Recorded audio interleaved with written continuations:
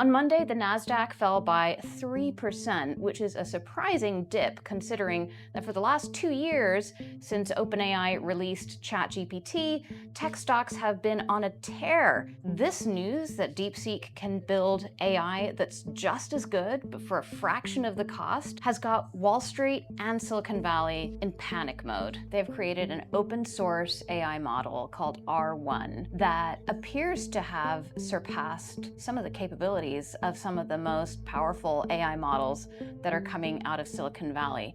And they've done it for a fraction of the price.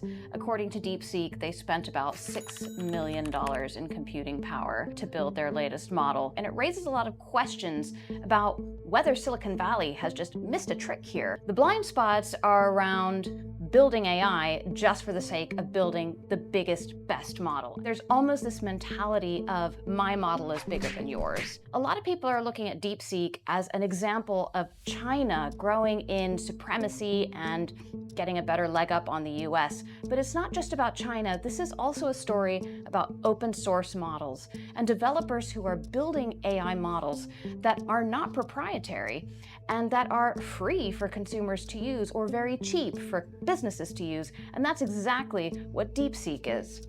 Perhaps the company that is most at risk here is OpenAI, because OpenAI has built its entire business model around selling access to a so-called foundation model. The problem is that all of a sudden here comes a competitor that also has so-called chain of thought reasoning at a fraction of the cost that OpenAI has been spending. At least Google and Microsoft and Amazon, they're all building foundation models too, just like DeepSeek, but they have these other businesses to back up on.